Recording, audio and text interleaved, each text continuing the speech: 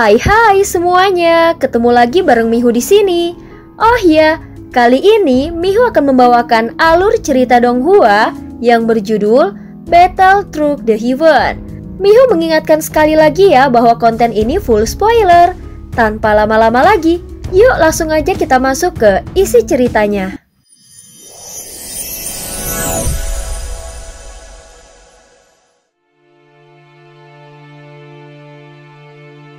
Melanjutkan dari kisah sebelumnya. Sebelumnya sosok berjubah hitam memang sulit untuk dihadapi. Walaupun Xiaoyan telah menggunakan esensi api dan guntur miliknya. Namun saat Xiaoyan menyerangnya, dia juga menggunakan kekuatan jiwa ilusi untuk menyerap esensi Xiaoyan ke dalam lingkaran cahaya hitam. Kau ingin menghancurkanku? Meskipun lubang hitam milikmu seolah mampu menelan segalanya, namun pasti ada batasnya. Tiga api yang berbeda dengan cepat menyatu di antara kedua telapak tangan Xiaoyan. Setelah beberapa saat, tiga api akhirnya bergabung membentuk teratai putih abadi tak terpadamkan. Kemudian dia menyatukan tiga jenis guntur untuk menghancurkan aturan ruang di tempat ini. Bagaimanapun, Xiaoyan tidak berencana menghabiskan terlalu banyak waktu melawan pria berjubah hitam tersebut. Jadi dia harus menyelesaikannya secepat mungkin dan segera mendapatkan jiwa ilusi. Satu tangannya masih memegang teratai api dan tangan lainnya memegang teratai guntur. Saat berikutnya Xiaoyan kembali menyatukan guntur dan api yang merupakan dua atribut kekuatan asal berbeda. Tentu saja ini bukan kali pertama dia melakukannya. Meskipun begitu, resiko yang ditanggungnya tidak akan berkurang sedikit pun. Jika gagal, maka dia sendiri yang akan terluka parah akibat ledakan. Menyatukan guntur dan api membutuhkan kekuatan fisik yang luar biasa. Hanya dengan kekuatan tubuh yang cukup kuat, maka penyatuan bisa berhasil. Bagaimanapun dua kekuatan aturan ini akan dikumpulkan pada tubuh Xiaoyan. Sementara itu kekuatan api terus-menerus mengalir masuk ke tubuhnya dan berasal dari teratai api abadi yang muncul di belakangnya. Dari kejauhan itu tampak seperti air dan api yang benar-benar tidak bisa menyatu. Namun entah bagaimana bisa menyatu menjadi satu kesatuan. Tidak hanya itu, begitu Xiaoyan menggerakkan pikirannya, api miliknya yang tampak biasa mulai menyatu dengan gabungan teratai guntur dan api. Saat berikutnya energi yang dilepaskannya langsung meningkat berkali lipat dan sangat mengerikan. Ini adalah kekuatan asal Xiaoyan.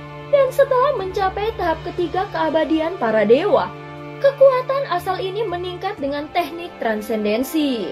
Jika dia mencapai lapisan ke-9 pada tahap ketiga keabadian para dewa, maka itu akan menjadi kekuatan aturan yang lebih kuat. Pada saat yang sama ada satu lagi kilatan petir yang menyatu, sehingga membuat kekuatan gabungan guntur dan api seolah-olah mencapai batasnya. Dan tampak seperti gunung berapi yang siap meletus. Tanpa menunda waktu, Xiaoyan segera melemparkannya dengan keras. Mari kita lihat apakah aturan ruangmu yang lebih kuat atau kekuatan milikku. Kekuatan gabungan guntur dan api berputar bersama. Terkadang dua kekuatan asal ini terpisah dan terkadang menyatu, sambil berputar perlahan di ruang hampa. Namun kecepatannya begitu cepat sehingga langsung menuju ke lubang hitam yang berada di sekitar pria berjubah hitam seolah hendak menelan segalanya. Pada saat itulah kekuatan gabungan guntur dan api meledak lalu menghancurkan ruang di sekitarnya. Ledakan gabungan guntur dan api mengguncang ruang hampa, memaksa lubang hitam yang mencoba menelan segalanya itu hancur berkeping-keping. Meskipun lubang hitam bisa menelan apapun, namun jika kekuatan yang masuk cukup besar, maka itu juga tidak akan bisa menelan seluruhnya. Saat berikutnya kekuatan yang tersebar itu langsung menghantam pria berjubah hitam dan membuat jiwa ilusi di tubuhnya bergetar. Tubuh pria itu terkena kilatan petir yang menusuk sehingga darahnya mengucur dan kulitnya terbakar oleh api yang menyapu, meninggalkan bekas luka bakar pada dagingnya. Tidak, kau tidak boleh mengambil jiwa ilusi. Itu milikku. Tidak ada seorang pun yang layak memilikinya selain diriku. Tubuh pria berjubah hitam bergetar hebat mencoba menyebarkan api dan guntur di tubuhnya. Sosok berjubah hitam ini terbentuk dari niat jahat. Oleh karena itu, akan sangat sulit mengalahkannya jika hanya mengandalkan serangan biasa. Tetapi Xiaoyan memiliki tingkat kekuatan asal yang sama dengan jiwa ilusi yang merupakan asal mula dunia. Bahkan kekuatan asal Xiaoyan bisa dianggap lebih kuat karena mengandung api dan guntur. Dengan kekuatan absolut ini, bagaimana mungkin niat jahat yang sudah ada beberapa tahun lamanya bisa menandingi Xiaoyan? Pria berjubah hitam itu segera mengalami perubahan drastis. Tubuhnya mulai menyusut dengan cepat seperti bunga yang layu. Kulitnya mengering dan dagingnya memudar hingga akhirnya hanya tersisa kerangka yang sedang duduk bersila. Dengan mata penuh ketidakrelaan, cahaya di rongga mata tengkoraknya perlahan memudar dan kepalanya jatuh dengan lemas. Akhirnya sudah selesai.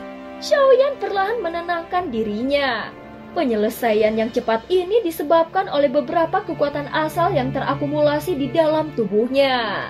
Semakin lama, maka kekuatan ini akan semakin mendominasi saat berada di telapak tangannya.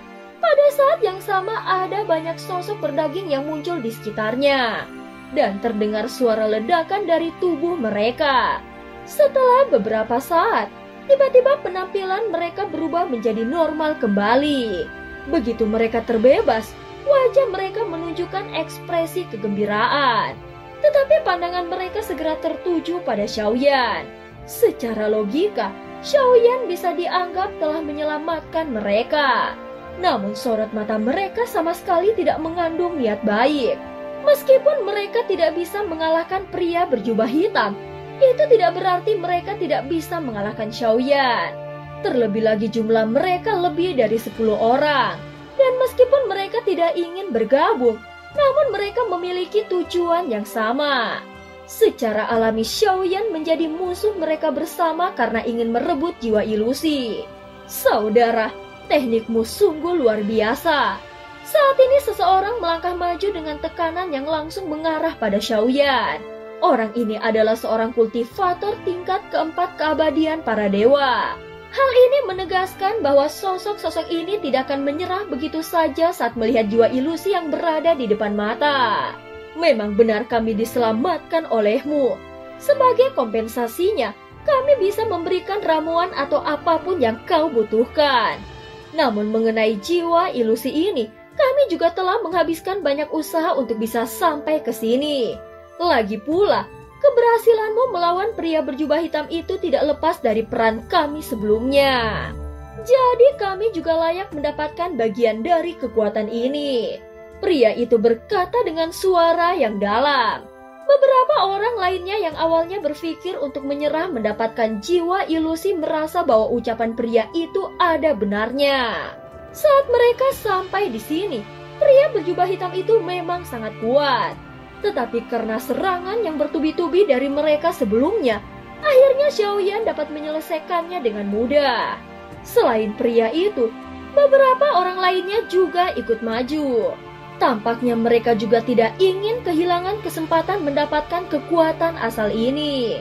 Tentu saja jika bisa memiliki kekuatan asal, akan meningkatkan masa depan mereka dan membuat kekuatan tempur mereka menjadi lebih hebat. Menarik sekali. Jika kalian bisa mengalahkannya, tentu saja aku tidak akan bertindak. Tetapi jika kalian tidak bisa, maka jangan berharap mendapatkan apapun. Dasar orang bodoh, majulah. Ucap Xiaoyan tersenyum tipis saat mengatakannya dan menatap mereka dengan tajam sambil tertawa. Tidak ada gunanya berbicara lebih banyak dan akan lebih baik jika bersikap mendominasi pada sekelompok sosok ini. Saat berikutnya api Xiaoyan langsung menyelimuti ruang hampa di sekitarnya. Teratai api abadi di belakangnya belum menghilang sepenuhnya. Bahkan dalam pertempuran sebelumnya, dia telah menyerap beberapa energi yang sekarang dapat digunakan untuk melawan sekelompok orang ini. Pandangan Xiaoyan menyapu ke sekeliling dengan cepat. Satu hal yang bisa dia pastikan adalah bahwa hanya ada satu orang pada tahap keempat keabadian para dewa. Sementara sisanya berada pada tahap ketiga. Jika mereka semua menyerang secara bersamaan, maka situasinya akan sangat tidak menguntungkan bagi Xiaoyan. Namun situasinya sudah seperti ini, jadi dia tidak akan menyerah. Jika benar-benar terjadi pertarungan, maka dia akan menghadapi mereka tanpa keraguan sedikit pun. Tidak perlu kau bersikap sombong di sini. Apa yang kami katakan memang fakta. Kau hanya satu orang dan berada di tahap ketiga. Bahkan jika kau punya beberapa trik, kau pasti akan mati begitu kami bergabung. Aku menghargai upayamu mengalahkan pria berjubah hitam. Jadi aku tidak akan terlalu mempermasalahkan ini. Sekarang pergilah dan semuanya akan selesai. Ucap pria yang berada di tahap keempat keabadian para dewa berkata sambil melipat tangan di dadanya. Tatapannya penuh keangkuhan dan tidak diragukan lagi. Dia adalah orang yang terkuat di antara mereka. Hanya berada di tahap keempat. Ini bukan pertama kalinya aku membunuh seseorang di tahap keempat. Ayo maju. Tanpa basa-basi lagi, Xiaoyan langsung melangkah maju dan sosoknya melesat cepat seperti angin. Kepalan tangannya yang seperti bulan sabit menyapu dengan kecepatan dahsyat dan langsung mengarah ke pria itu dengan kekuatan penuhnya. Pada saat ini pertempuran pun akhirnya pecah. Salah satu sosok dari sekelompok kultivator ini melihat ke kiri dan ke kanan dengan gelisah. Meskipun dia tidak ingin menyerah, namun hatinya masih merasa sedikit takut pada Xiaoyan. Bagaimanapun pertarungan dengan pria berjubah hitam sebelumnya sudah terlihat jelas di matanya. Kenapa kau bengong? Apakah aku harus melawannya sendirian? Saat ini dia adalah orang yang terkuat di antara mereka. Namun yang lainnya juga bukanlah orang bodoh. Jika mereka tidak bersama-sama mengalahkan Xiaoyan, maka kesempatan mereka untuk mendapatkan jiwa ilusi akan hilang. Namun mereka yang berada di belakang pria itu tampak enggan untuk bergerak. Sikap ragu mereka terlihat begitu jelas dan seolah-olah tidak ada alasan bagi mereka untuk menyerang. Saat berikutnya tatapan pria di tahap keempat tiba-tiba menjadi dingin. Dia segera mengibaskan lengan bajunya dan berlari seolah mencoba mengumpulkan kekuatan. Adapun pria lainnya yang berada di dekatnya langsung mendongak dengan tajam dan menatap Xiaoyan yang mendekat. Setelah melihat ini, pria di tahap keempat perlahan mundur selangkah lalu tubuhnya melesat mundur dengan kecepatan tinggi. Ternyata dari belasan kultivator ini, orang yang berteriak paling keras justru menjadi yang pertama melarikan diri. Namun serangan Xiaoyan tidak berhenti di situ. Tinju kuatnya yang seperti bulan sabit langsung menghantam ke arah sosok tahap keempat yang melarikan diri terlebih dahulu. Hal ini membuktikan bahwa mereka bahkan tidak berani berhadapan langsung dengan Xiaoyan. Faktanya, sebagian dari mereka sudah menyadari bahwa Xiaoyan adalah anggota klan Yuanzhen, ras yang seharusnya sudah lama punah. Namun kemunculannya kembali telah membawa tekanan yang luar biasa. Terlebih lagi mereka telah melihat dengan mata kepala sendiri wujud klan Yuanzhen raksasa setinggi 100.000 kaki. Tentu saja itu menjadi sebuah pemandangan yang meninggalkan kesan mendalam. Mereka juga sangat menyadari perbedaan kekuatan mereka jika dibandingkan dengan Xiaoyan. Meskipun pria di tahap keempat berani memprovokasi, namun yang lainnya tidak berani menantang Xiaoyan dengan sembarangan.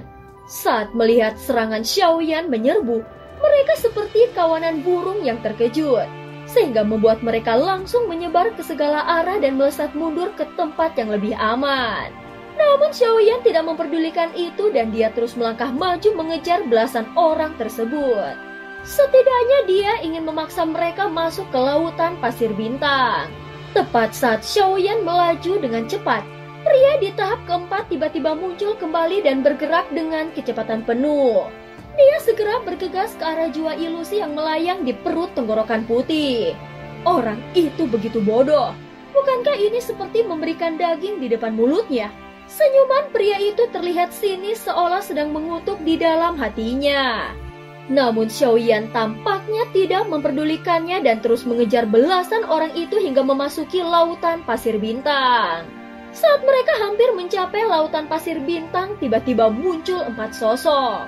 Keempat sosok itu adalah para raja roh yang dipimpin oleh Fuxing. Mereka melihat dengan jelas seorang raksasa yang sedang mengejar sekelompok orang sehingga mereka langsung menyingkir. Adapun kelompok belasan kultivator itu segera memasuki lautan pasir bintang yang mengarah ke dunia luar tanpa menoleh ke belakang. Setelah mereka melarikan diri, hanya tersisa 4 raja roh di tempat itu. Kalian datang tepat waktu. Xiaoyan berubah kembali ke wujud biasa dan matanya tertuju pada 4 Raja Roh. Namun dari arah tengkorak putih berada, tiba-tiba muncul gelombang energi kuat yang menyapu area di sekitarnya. Ketika Xiaoyan menoleh, tidak ada apa-apa di sana. Namun pria di tahap keempat dan para Raja Roh telah menghilang. Hanya menyisakan tengkorak putih yang masih tertunduk dengan lingkaran energi berwarna ungu merah yang mengelilingi perutnya seperti lubang hitam. Sebelumnya Xiaoyan sudah menyadari keberadaan pria itu. Namun dia sudah menduga hal ini akan terjadi. Jadi dia sengaja mengabaikannya. Lagi pula, jiwa ilusi tidak mungkin bisa didapatkan dengan begitu mudah. Tanpa bertindak gegabah, Xiaoyan langsung bergerak menuju tengkorak putih. Namun sebelum dia bisa mencapai perut tengkorak itu, tiba-tiba muncul kekuatan hisap yang sangat kuat. Saat berikutnya pandangan Xiaoyan mendadak menjadi gelap. Dia merasa tersedot ke dalam ruang lain. Ruang itu kosong dan Xiaoyan terus terjatuh seolah melompat ke dalam sebuah gua tanpa ujung. Tubuhnya juga merasakan kehilangan gravitasi yang kuat, sehingga membuatnya sangat sulit untuk mengendalikan dirinya. Apakah ini ujian dari jiwa ilusi? Di dalam kampan tanpa batas ini Xiaoyan segera menenangkan diri. Kekuatan jiwanya dibatasi dan dia tidak bisa merasakan adanya keberadaan ruang di sekitarnya. Seolah-olah dia sedang berada dalam ruang tak terbatas. Tatapan Xiaoyan bersinar dan dia langsung menemukan cara untuk memecahkannya. Jika ruang asal memang seperti ini, maka pada dasarnya kampan juga merupakan ruangan. Aku seolah melayang di atas ruang, namun tetap berada di dalamnya. Oleh karena itu, setiap kampan dan setiap tempat adalah titik awal keberadaan. Xiaoyan segera melangkah maju 1 langkah dan tiba-tiba keluar dari ruang tersebut. 3 nafas. Bagus, bakatmu luar biasa. Di antara generasi muda, kau bisa dianggap yang kedua. Xiaoyan keluar dari ruang tersebut dan kembali berada di dekat tengkorak berwarna putih. Suara itu berasal dari pria berjubah putih yang sebelumnya pernah ditemui Xiaoyan. Saat melihat sosok berjubah putih, Xiaoyan segera menggenggam tangannya dengan hormat dan membungkuk. Walaupun masih ada perbedaan, Xiaoyan tahu bahwa pria berjubah hitam dan putih itu adalah orang yang sama, yaitu pemilik asli jiwa ilusi. Jadi kau adalah sisa jiwa dari pemilik jiwa ilusi. Tujuanmu adalah memilih penerus jiwa ilusi ini. Jika demikian maka kau adalah seorang senior. Aku Xiaoyan memberi salam pada senior. Xiaoyan menunjukkan sikap yang penuh hormat. Aku sendiri butuh waktu sebatang dupa untuk bisa keluar. Alasanku mengatakan kau adalah yang kedua agar kau tidak menjadi sombong. Pria berjubah putih berdiri dengan tangan di belakang punggungnya kemudian melanjutkan kata-katanya. Xiaoyan segera melambaikan tangannya memperlihatkan 6 kekuatan asalnya. 3 guntur dan 3 api. Menurut senior, apakah aku layak untuk melanjutkan warisan ini? Tanya Xiaoyan. Kau cukup lumayan, tetapi kau tetap membutuhkan jiwa ilusi untuk melengkapi kekuatan jiwamu yang masih lemah. Jadi yang kau butuhkan sekarang adalah jiwa ilusi itu sendiri dan bukan mereka. Pria berjubah putih tersenyum ringan setelah mengatakannya. Dulu senior adalah seorang ahli dari Kehampan Laut Barat. Sekarang Kehampan Laut Barat berada dalam bahaya. Aku membutuhkan kekuatan ini untuk membantu. Mohon senior merestui. Ucap Xiaoyan menggenggam tangannya dan membungkuk kembali. Kau telah lulus semua ujian. Seharusnya dia menjadi milikmu. Tetapi untuk pengakuan terakhir, dia sendiri yang akan memutuskannya. Setelah berkata demikian, pria berjubah putih berjalan menuju tengkorak putih dan menyatu dengannya. Tiba-tiba 5 sosok melesat keluar dari perut tengkorak tersebut. Mereka merupakan 4 Raja Roh dan seorang kultivator tahap keempat. Mereka muncul dengan kondisi terluka dan memuntahkan darah segar. Kalian berlima adalah pecundang. Menyingkirlah. Setelah mengatakannya, sebuah ruang kosong tiba-tiba terbentuk sehingga hanya menyisakan Xiaoyan dan pria berjubah putih. Senior, aku ada satu pertanyaan. Bagaimana kau bisa membuat jiwa ilusi menjadi begitu kuat? Aku ingin tahu pada masa hidupmu, senior berada di tingkat kekuatan apa? Xiaoyan bertanya dengan penuh rasa ingin tahu. Tidak lebih dari seorang dewa biasa pada tahap ketiga. Dan hampir setara denganmu sekarang. Pria berjubah putih menjawab dengan tenang. Mendengar ini, Xiaoyan sedikit terkejut. Namun tekanan yang kurasakan saat bertarung tadi tidak mungkin berasal dari tahap ketiga. Apalagi itu hanya sisa jiwa. Xiaoyan mengerutkan keningnya seolah merasa ada yang ditutupi. Itu karena kekuatan jiwaku jauh lebih kuat. Ucap pria berjubah putih tersenyum ke arah Xiaoyan. Dan cerita pun berakhir. Terima kasih udah dengerin Mihu dari awal sampai akhir ya. Please jangan lupa untuk like, comment, and subscribe. Sampai jumpa.